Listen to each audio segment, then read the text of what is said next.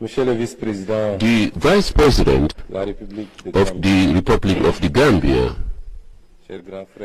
my big brother, Mohamed Jallo, distinguished honorable ministers, honorable ambassadors, the executive secretariat of the Sénégal-Gambian Secretariat, the Director Generals of the Trade and Investment Promos, want to start by thanking you for the honor you have bestowed us here in the Gambia. The visit, and this is the second visit, but then this visit is significant.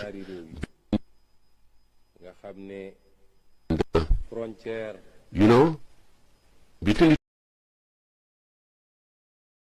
the borders and the languages that we inherited divided into two, but tradition of significant importance. If you look at the population dynamics, you know, no country's body can divide the two countries. Politics can divide them to the extent of other issues. Investment brings them together. Final analysis, they can be strong blocks. So the shortest way to get to peace, to ensure that peace is shown, and but people strengthen the relationship, has to go through trade and business. If you look at the European Union, everybody knows that the biggest fights in the world, known as the World Wars, started in the European countries. And the two countries who highlighted this, who spearheaded this, the ones who put in place the European Union. And the underpinning factor is trade of coal and other sources of energy. So therefore, talking about culture, what brings together closer, you talk about trade and all issues relating to economies and investment. Even the languages that we speak, there is always what will spearhead the languages. I mean, it also goes with trade and business. So our meeting here today in two countries which in final analysis are one, to talk about economy, to talk about trade, and also to talk about investments, which is the backbone of the economy and trade. So in view of the above, I believe that this is significant. So this is why we hosted the second edition here with a view to showcasing such meetings. This is the second edition of the forum. It's commendable. This edition has as its theme harmonizing of friendlier business environment. All that we are doing, all that we are doing that underpins trade, economy, and investment, that we have to harmonize this between the Gambia and Senegal. This, in the final analysis, if you look at it from a global perspective, as African and Pan-Africans, we have to talk about African Union first. You know, the African Union is vast. The idea is to bring together all the African countries in a big space, more than 30 million square kilometers. The heads of states have deemed it necessary to harmonize all issues relating that would enable Africa to be a single market. This is why the AFCTFA, all African countries with the exception of one. Now, we and the Gambia, we all are part and parcel of ECOWAS. ECOWAS, these bring together countries in the western part of Africa. muy espace bu yaatu it ci This 6 millions de also kilomètres carrés. is a 6 million Waaye réew yi square ko bokk. kilometer space. ba fi ñu toll nii For the time muy being, and currently, fukk ak juróom benn réew. réew yëpp we daje have bokk ni dañu war a def benn 17 marché unique. countries who have decided zone to intégrée. set up a integrated ba lépp loo zone, xam ne luy a single jafeel market, dem so beeg that dikk bi la ci nit ñi. any things wala that dem beeg dikk bi ci njaay wi. nañ ko teg. relating all the Dem sax ba ne obstacles should be dañu war a am tarif overtaken. extérieur commun. We even talked about mooy ñu creating bokk lu a ñuy common appliquer ci external lépp loo xam ne ci tariff, douane la. mainly jógee to feneen harmonize zone boobu, all dugg ci issues suñu relating réew to yooyu. customs when it comes to goods coming from other areas into ñu our ñëwaat nag zone. bokk yeneen ensemble. Furthermore, ndax bi ma fiy we ñëw have participated in other fora jamono yooyu weesu. because li ma andi woon mooy not long OMVG. ago I nga xam came ne here to attend the réew yi OMVG nga xam ne meeting. ñoo bokk. These are countries ndax yàlla day that share common boole nit ñi yenn saay heritage par because God brings together people sometimes force. by bu dee ci nit force. dañ naan doo tànn say mbokk. Well, people say tànn you say cannot waajur. choose your waaye bu relatives. dee ci état dañ naan But doo then, tànn sa dëkkandoo. when it talks about waaye states, léeg-léeg yàlla boole you na ba cannot pare choose your neighbor. But sometimes God boole brings leen loo you xam ne together pour ngeen gérer ko. so soxla that ngeen dégg. you can manage bokk the na ci nag lu affairs. mel ni So, dex yi. for example, fleuve yi. the fleuve Gambie lands, the fleuve Casamance, rivers, the Casamance River, bokk nañ ko the Gambia River, diggante Sénégal ak Gambie. it's moo our tax heritage between Senegal and the Gambia. Sénégal ak Gambie ñoo And daje this woon is ci why jamono. Senegal and Gambia met daa di at that xool nu ñuy time, defee ay charte see how they can come up with a charter, rataxal nu ñuy bokk gérer to fleuve Gambie.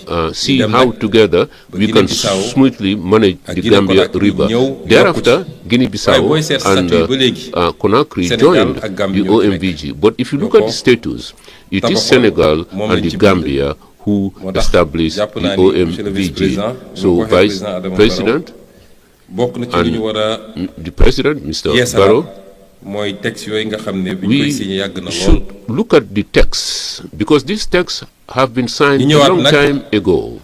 yi may wax ni Furthermore, yëpp dama jóge ci li gën a yaatu.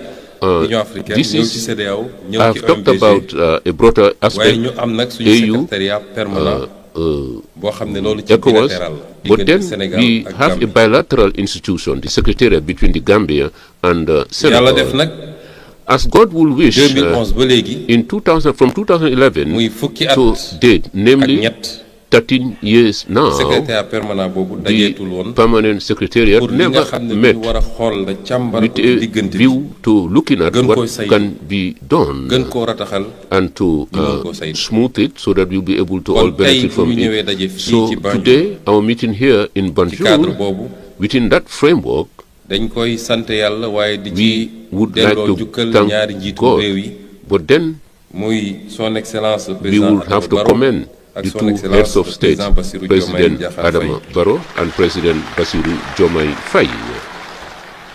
waaye dinaa ci But then, please allow féliciter me tam to congratulate Monsieur le also vice-président, the ndax moo vice njëkk a jël president initiative. because he was the one who mooted the Jokkoog ñun. initiative. He sat dañu with dañu us bëgg a ñëw Ndakaaru ci and visite de travail said we would like to come to Dakar on a working visit. ci la ñu This waxtaanati took lii lépp 2 days, and during those def 2 ko ci days, ndigalu we président Adama discussed Barrow. about this ba jàpp ni nag matter. balaa at bi President di Adama Barrow jeex was faw duly rek informed, and that fexe ba before dajale the waat end comité of the year, let us pour try mën a and bring together yeesalaat waaye the surtout community relancer to liggéey yi nga xam ne launch am solo la. the ideas that are beneficial to both of us. kon daje tey bi nga So xam ne today's meeting ci forum bi la bokk is part and parcel Damay of the féliciter Trade Investment Forum. So autorité gambienne I would like to congratulate di féliciter the organisateurs Gambian yi. authorities. I would like to APIX ak congratulate JEPA, nga jiital the leen. conveners, APIX and di JIPA. féliciter tamit And also, I les would like to représentations congratulate diplomatiques ci seen the liggéey. diplomatic et representatives les deux secteurs privés and the bu Gambie two ak bu private Sénégal. sectors of both the Gambia and mbokk Senegal. yi dama wax léegi ni ñaari My réew yi du ñaari dear réew benn la. brothers and sisters, I just said that these two countries dem beeg dikk are bi. one and the same.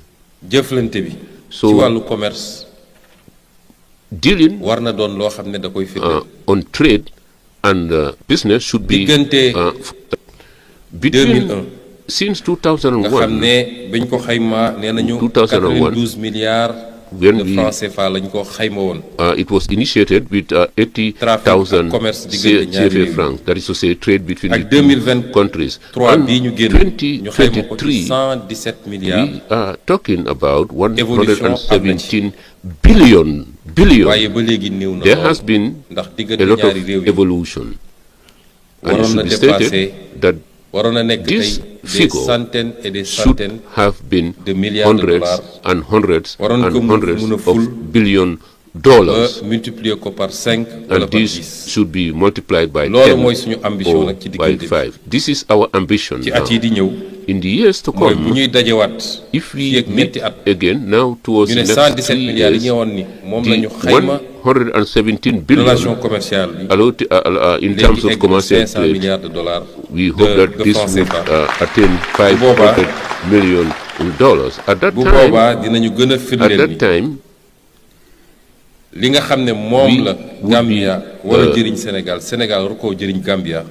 We will be ñaari réew yi concentrating on mutual benefits ak ay statistiques mun ko and statistics and data te ñu mun have koo def shown nag ci this. domaine yëpp. And this can be done in all fields. We have talked about agriculture here, infrastructure yaa ngi fi. but then we have infrastructure, énergie bi nga xam ne waxtaan nañ ci we keroog have ci OMVG energy, we have talked a lot about energy during the OMVG meeting, is here in both Transport bi. countries. The transport sector, nga xam ne lu mënut a ñàkk la. which is diggante indispensable Gambia ak Sénégal. between the Transport Gambia terrestre and Senegal. ci suuf si. Land transportation, transport maritime maritime ndax benn transportation, code bi kese la. because we all have Transport one fluvial. coast, and then river waaye transportation, transport aérien but also air loolu lu mënul ñàkk la te lu ñu transportation. war a développer la. All these above Ci wàllu sectors tourisme should be developed. When it comes to tourism ak ci wàllu and when économie it comes to numérique the digital economy, ci secteur industriel bi the industrial sector, hydrocarbures yi nga xam ne tey the oil sector today, oil njort nañu products, nee ñu ko gisee the way we have ci seen it, Sénégal in noonu la Sénégal, amee fii ci Gambie ndax même bassin bi la. the availability of Xanaa oil kay products in Senegal prospection yi should be moom the la yéex. same as in Senegal, Waaye because même it's the bassin same bi la. basin. Jàpp Maybe nañu it's the foo ko jëlee prospective ci nord ba ci platform sud. which is different, Di nga fa fekk but la then même chose. from the north Ci to the wàllu south, pêche bi. you will find oil Napp gi. products. Now, when it comes to fisheries, yooyu yëpp di ay secteurs yoo xam all ne the above secteur potentiel yu am solo la. potential ñu war koo mën a gën a ful sectors, and diggante we Sénégal should be ak able Gambie. to enhance them between Senegal Waaye léegi and the Gambia. ci But also, exposé moom who, directeur général APIX dafa wax ni like in his presentation, the ñun Director lu ñu gisee General of APIX renforcement bi said du the rek manner diggante Banjul in which we ak Dakar. enhance the relationship between Banjul parce que ñun bu and ñëwee dañu Dakar, ne lenn ci suñuy problème because mooy when we came, what suñu we politique had yépp dañ our koy heart was xalaat that all tënk our ko policies would à be partir de suñu taught capital. from our réew nag boo capital. ko bëggee développer But then, if you want to develop il a faut country, fépp foo dem ci réew mi everywhere you nga go, fekk fa it niveau de will- développement. you have to have the same ñu ne kon level Sénégal yemul of Dakar is not, ba Senegal tax does not suñu stop at Dakar. programme So, de consequently, transformation bi ñu war a our yóbbu 2050 transformation program to dañoo xaaj Sénégal ay 2050, pôle Senegal will be divided muy into hubs, juróomi pôle ak ñett 8 hubs. pôle yooyu nag And these hubs, benn bu nekk dafa war a doon un each foyer de of développement them should be a cradle boo xam ne of nañ koy xalaatee development, ak niñ koy so tënkee that niñ the koy way doxalee we think about it, the way du we lu showcase toog it, Ndakaaru rek would not mean xool à somebody l'image de staying Dakar. in Dakar and Waaye seeing dañuy things jël from the en prism of Dakar, réalité but boobu. they should take into account the realities Ñu jàpp of nag that ni hub. So pôle we yi nga xam ne believe pôle that the poles or frontalier the lañu. hubs, the border hubs, soo jëlee lu mel ni if Gambie you take, for example, the dafa am Gambia, frontière ak li ñuy wax ñun pôle centre nga xam ne it has moo a boole border région de with the Kaolack central hub ak Kaffrine that is between the ak Fatick. region of Kaolack, Kaffrine, Loolu côté and nord bi. Fatick. This is on the northern waaye mu part. am But then également frontière there- ak pôle sud Gambia also has nga a xam ne moo frontier boole with the southern hub, Ziguinchor Kolda that is ak Ziguinchor, Sédhiou. Kolda, and Sédhiou. ñu jàpp ni nag We bu ñuy believe xalaat ci développement that if we want suñuy to diggante talk about warul doon development rek amongst our two diggante countries, Banjul ak it should Dakar not only be between ay the gis yu mel capital, nii waaye dafa war a doon Banjul, concrètement and sur le Dakar, terrain. but it should happen Pôle concretely yooyu on the naka la ground. ñuy liggéey So those poles, ak those Gambie bi nga hubs, xam ne moom la ñu how amal frontière. can they work Bokk na ci with xalaat the yi. Gambia on the border Mooy ñu areas? It fexe is ba part of ay our zone agenda. économique We transfrontalière. have to have cross-border economic zones, which would be managed by both countries. These would be economic zones that first and foremost would bring together the national private sector, but also would bring foreign investment. And there are rules that govern these hubs, and this would be a win-win partnership. So let us work in that spirit, and whatever we do, each country should find benefits in it. So this is why we are saying that the second edition of this trade and investment forum that we are convening here today is just an extension of what we have done. But then we would like to place particular emphasis. The world is not waiting for us. Africa should know where our backwardness is. And we have what others have been doing in one day. We Africans, we want to do in 2 months. This explains why we are behind. Cooperation should be done on a day-to-day basis, not only from one summit to the other. This is the crux of the matter. This is why the Secretariat, Permanent Secretariat headquarters in East Gambia, and each country will appoint their representative. And God willing, we will infuse more dynamism into the Secretariat. We will give it the necessary wherewithal so that it will play its rightful role, the role of liaison, facilitation, and fast-tracking of a relationship between the two countries. So we are happy, we commend that for some months, it has, if the cooperation between the two countries has been rekindled, because in last July, we convened 2 important meetings. The session of the Trade Committee, we met, but then most especially, it is the second bilateral meeting between the two countries, and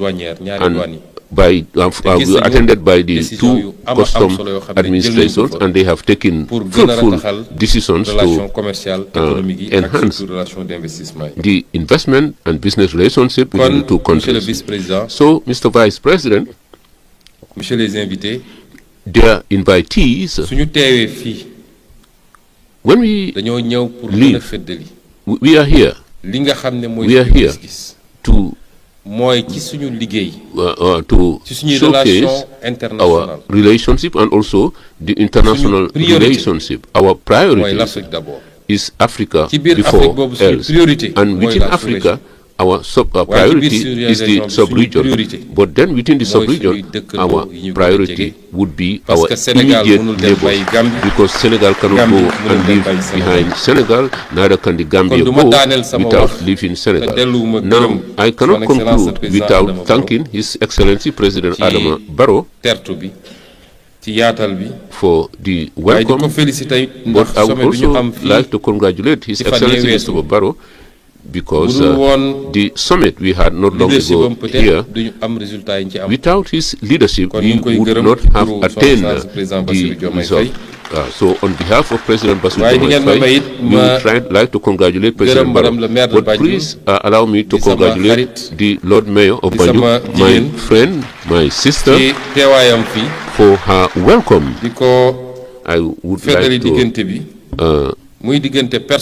express my satisfaction for the personal relationship, because it is good that she is here. She is the one who is welcoming us here. So we thank you, we greet you, and in your respective works, we would like to wish you all the success. May God give us more. Senegal and the Gambia are one and the same. Nothing can divide the two countries. Long live Senegal, long live the Republic of the Gambia.